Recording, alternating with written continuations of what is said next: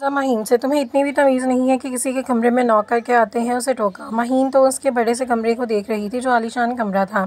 हमज़ा के रूम के अहम सामने बेहतरीन बेड सेट किया हुआ था। उसे मरियम से हसरत हो रहा था। महीन पास आकर बोली, हमज़ा चलिए ना, देर हो रही है। हमज़ा कतई लहजे में कहा, बाहर निकल। मरियम जल्दी से तैयार होकर आओ, मैं बाहर वेट कर रहा हूँ। माही नफ़रत से बहुत ऊंची उड़ रही थी। मुलाज़मा हो तुम, हमज़ा के टुकड़ों पर पड़ने वाली, याद रखना तुम, कहती हुई बाहर चली गई। हमज़ा बच्चों और मरियम माहीन को लेकर मॉल चला गया। माहीन एक कीमती ड्रेस खुद से लगाती हुई बोली, हमज़ा देखें ये ड्रेस कैसा लग रहा है। गुड्डू ने था ईद के लिए हमज़ा की बिच, तुम इसमें बहुत मोटी डबल रोटी लग रही हो, है ना। चाचू की जानिब देखा, मगर हमज़ा के ध्यान के तो सारे धागे मरियम से जुड़े हुए थे और जो दूर बच्चों के सेक्शन में खड़ी पप्पू को कपड़े सेलेक्ट करने में मदद कर रही थी। सब शॉपिंग मुकम्मल कर चुके थे जब हमज़ा अलग थलग खड़ी मरियम के पास आया। तुमने ईद के लिए कोई ड्रेस नहीं लिया? नाउज़ुबिल्लाह, मुसलमान नहीं हो क्या जो ईद नहीं मनाओगी? हमज़ा ने पूछा। मरियम ने नज़र उठाकर उसकी तरफ झांका। मेरी मर्ज़ी, मैं शॉपिंग करूँ या ना करूँ, तुम्हें इससे क्या? कोई गर्ज है क्या? माहीन के सारे कान उधर लगे हुए थे। तेज़ी से पास आई। हमज़ा तुम फिक्र ना करो, मेरे पास बहुत से ड्रेसेस हैं, मैं उनमें से मरियम को दे दूँगी। मरियम ने घूरा, माहीन को देखा और फिर उसे धक्का देती हुई बाहर निकल गई। गुड्डू पप्पू भी भागते हुए उसके पीछे निकल गए। पप्पू ने मरियम का हाथ पकड़ा और कहा, बेबी आर यू ओके? वो बिच गंदी आंटी, बेबी को तुम रोना मत, मैं घर जाकर उसे चाचू के गन से मार दूँगा, डिशू डिशू करके। गुड्डू ने मरियम का रुख सुर्ख चेहरा देखकर गुस्से में कहा। मरियम उसके गुस्से पर निहाल हो गई। थोड़ी देर के बाद हाथ में शॉपिंग बैग लिए पकड़े हमज़ा माहीन भी आ गए। माहीन का मुंह फूला हुआ था। बाहर से बर्गर वगैरह खाकर सब घर वापस आ गए थे। बच्चों का थकन से बुरा हाल था। मरियम उनको लेकर उनके कमरे में चली गई। हमज़ा भी अपने कमरे की जानिब मुड़ गया और सामने हमज़ा और मरियम के कमरों को पुरसोच नज़रों से देखती गेस्ट रूम की तरफ चली गई। हमज़ा फ्रेश होकर साइड मेज़ पर रखा शॉपिंग बैग उठाकर सामने मरियम के कमरे की जानिब बढ़ा। मरियम गुड्डू और पप्पू को लेटाकर अपने कमरे में आई थी। सुबह ईद हो गई थी। मरियम घड़ी में टाइम देखती सोने के लिए लेटी थी। दरवाज़ा खुला तो हमज़ा अंदर दाखिल हुआ। हमज़ा लाइट चलाता हुआ बोला, सो रही हो क्या? मरियम ने तब कर जवाब दिया, नहीं, क्रिकेट खेल रही हूँ। मरियम के जवाब को तो अनसुना करता शॉपिंग बैग उसकी तरफ बढ़ाता बोला, ये पकड़ो। मरियम ने बमेज खाकर देखा। हमज़ा ने संजीदगी से जवाब दिया, कल ईद है ना, तुम्हारा जोड़ा। मरियम रूठे लहजे में बोली, मुझे नहीं चाहिए। हमज़ा कदम उठाता उसके पास आकर बैठा। मरियम, तुम मानो या ना मानो, मगर फ़िलहाल तुम मेरी फ़ैमिली हो और मैं अपनी फ़ैमिली को लेकर बहुत हसास हूँ। मेरी फ़ैमिली और शॉपिंग, उसके हाथ में थमाया। एक को सबसे अच्छा और सबसे मुनफरद नज़र आना चाहिए।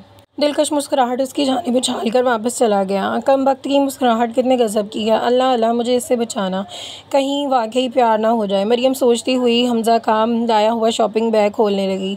गुड्डू पप्पू, मोहतरमा बेबी, उठ जाओ, ईद की सुबह हो गई है। सारे किचन में हाज़िरी लगवाएं। गीले बाल, सफ़ेद शलवार पर बनियान और कंधों पर तौलिया लपेटे हमज़ा किचन में तेज़ तेज़ हाथ चलाता हुआ साथ साथ अपने माइक में सबको जगाते हुए बोल रहा था। हमज़ा ने अनाउंस, गुड्डू के बच्चे, अगर इस दफ़ा तूने नमाज लेट की तो तुझे उल्टा लटका दूँगा। अब के वो धमकी या मेज़ लहजे में बोल रहा था। अज़ान में 1 घंटा पड़ा था। तुम लोग आते हो या मैं आऊँ? हम बोला। स्पीकर में गुड्डू की आवाज़ भरी, चाचू गुड मॉर्निंग, अब उठ गए हैं। हमज़ा ने हिदायत दी, जल्दी से तैयार हो जाओ। माइक रखकर वो जैसे ही फारिग हुआ फरीज की जानिब मुड़ा और उसकी नज़र बिखरे बाल, मलगजा लिबास और सुर्ख आंखों से शरारे उगलती मरियम पर पड़ी। हमज़ा के मुंह से निकला, या वहशत, तुम तो पूरी की पूरी चुड़ैल लग रही हो। मैंने तुमसे कहा था ये मनहूस माइक इस्तेमाल करना बंद कर दो। इतनी ज़ोर से चलाते हो कि कान का पर्दा फट जाता है। इतना ही शौक़ है तो रमज़ान में सहरी वाले की जॉब कर लो। मरियम ने खूनखार नज़रों से घूरा। हमज़ा उसकी घूरी को नज़रअंदाज करते उसके पास आया।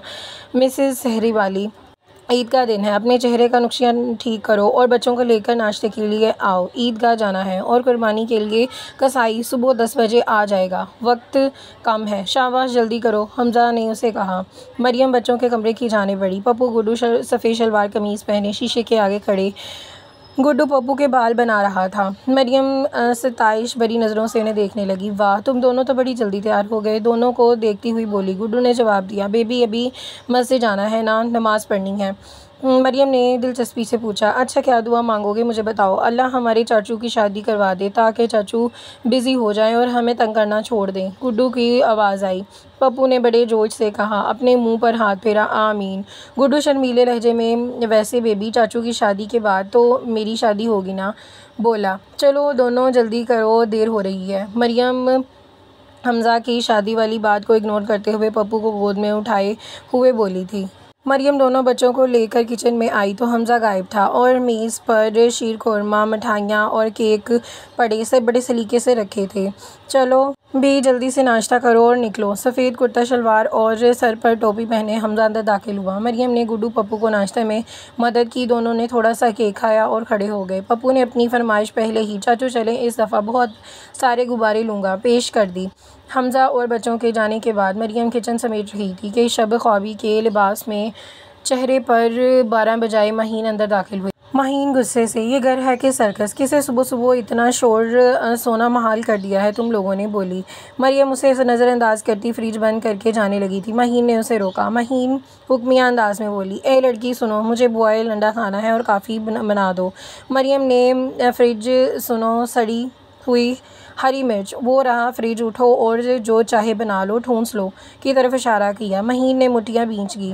मरियम ने उसे सड़ाया, ना ना ना, mind your language, you are the बिच।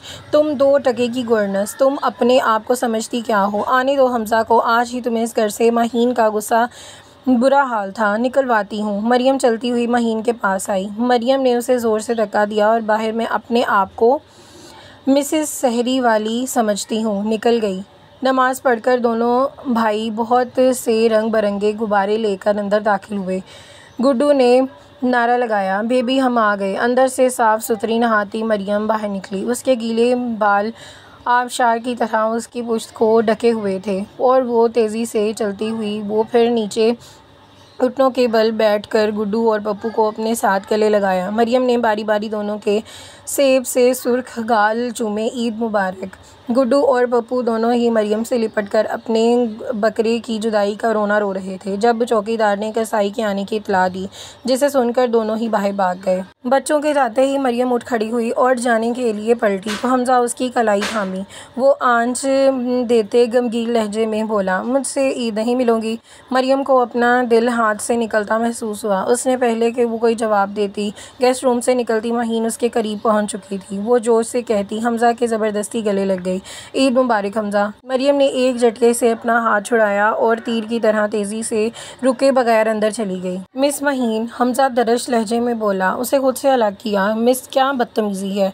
गुड्डू की आवाज़ आई, चाचू बाहर चाकू वाले अंकल आपको बुला रहे हैं। हमज़ा सर झुकाता बाहर निकल गया। कुर्बानी पर हो चुकी थी और चौकीदार के हाथों हमज़ा गोश्त की मुस्तहिकीन में तकसीम कर चुका था। सब कामों से फारिग होकर अंदर आया और सीधा किचन की जानिब गया जहाँ मरियम अंदर भिजवाए गोश्त को फ्रिज में रख रही थी। सुनो, लंच मत बनाना, मैं ऑर्डर कर चुका हूँ, बस तुम जल्दी से तैयार हो जाओ और आ जाओ। आज बच्चे बहुत उदास हैं। हमज़ा मैं अपने बकरे को मिस कर रहे हैं। उन्हें लंच करवा कर कहीं बाहर चलते हैं। संजीदगी से गोया हुआ मरियम इस बात में सर हिलाती बाहर निकल गई। अब हमज़ा का रुख गेस्ट रूम की जानिब था।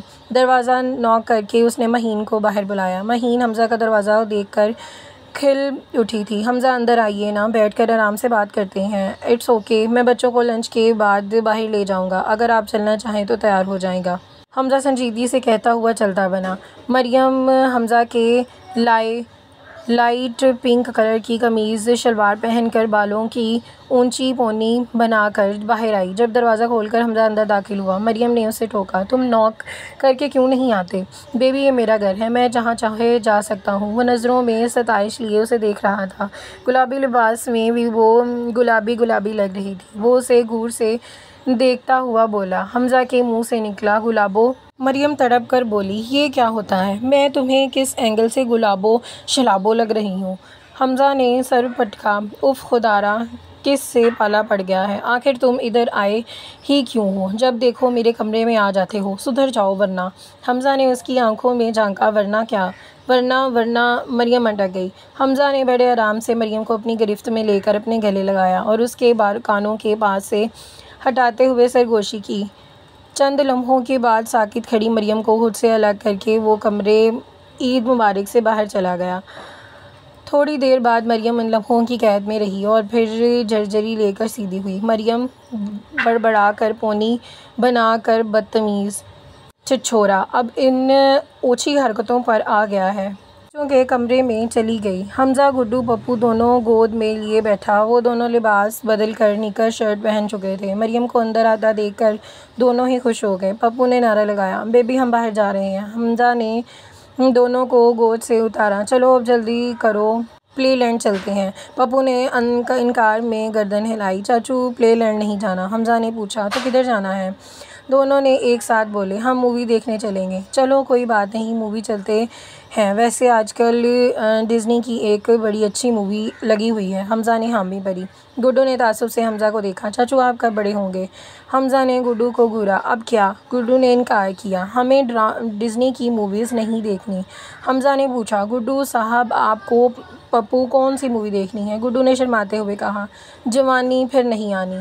हमज़ा ने सख्ती से टोका, हद हो गई है गुड्डू मोटे, पहले तो इनमें आ तो जाओ, जवान हो तो जाओ। गुड्डू ने जल्दी से, चाचू ये फ़िल्म का नाम है और इसमें एक लड़की बिल्कुल बेबी जैसी प्रीटी है, और उसको जवाब दिया। हमज़ा ने अपना सर पटका और मरियम से अपनी हंसी ज़ब्त हुई। इतनी सी उम्र में ये बच्चे बॉम्ब से कम नहीं है। हमज़ा गुड्डू पप्पू मरियम और माहीन को लेकर गाड़ी में बैठा। एक बहुत ही यादगार और खुशगवार दिन गुजरा। सब वापस घर पहुंच गए। मरियम बहुत खुश थी। आज पूरा दिन उसने हमज़ा को नरम गरम निगाहें खुद पर होती महसूस की थी। हमज़ा का केयरिंग अंदाज़ और अच्छा लगने लगा था और इसकी शख्सियत का सहर उसे जकड़ रहा था। अपने ही जज्बों से घबरा कर अपने कमरे में आ गई। माहीन जले पैर की बिल्ली की तरह कमरे में टहल रही थी। पूरी पिक्चर के दौरान हमज़ा मरियम का हाथ पकड़कर बैठा था और बाकी सारा वक्त भी वो मरियम को आंच देती निगाहों से देखता रहा था। ये सब माहीन ने बड़ी मुश्किल से बर्दाश्त किया था। वो कॉलेज के दिनों से हमज़ा को वजाहत इसकी दौलत और स्टेटस से मरगूब थी। हमज़ा को पाने के चक्करों में उसने कई रिश्ते ठुकरा दिए थे और आज हमज़ा की आंखों में मरियम के लिए जलती लौ को देखकर दिल जल गया था। बारीक शब ख्वाबी का लिबास बदल कर, खुद को खुशबुओं में डुबोकर, हल्का हल्का मेकअप करके माहीन तैयार होकर उसने घड़ी में वक्त देखा और रात का 1 बज चुका था। वो आहिस्तगी से अपने कमरे से बाहर निकली।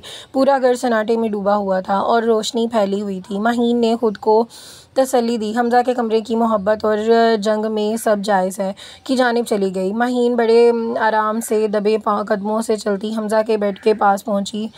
सामने मरियम और उन शैतान बच्चों के कमरे थे। वो चारों जानिब देखती हुई हमज़ा के कमरे की जानिब नाप को घुमाकर दरवाज़ा खोलकर अंदर दाखिल हुई। कमरे में ज़ीरो बल्ब की नीलियों से उसकी रोशनी फैली हुई थी। वो वस्त में बिछे बड़े बेड पर हमज़ा सो रहा था। वो ज़मीन पर बिछे कीमती दबेस कालीन पर कदम रखती बेड के पास पहुंची तो हमज़ा के पहलू में आहिस्तगी से बैठ गई। थोड़ी देर बाद वो हमज़ा को देखती रही, फिर हिम्मत से एक नाजुक नील पॉलिश से सजा हाथ हमज़ा के सर पर रखा और उसके बाल सहलाने लगी। और यहाँ पर हमारी किस्सा का इख्तिताम होता है। इंशाल्लाह मिलते हैं नेक्स्ट वीडियो में। दुआ में याद रखिएगा। अल्लाह हाफ़िज़।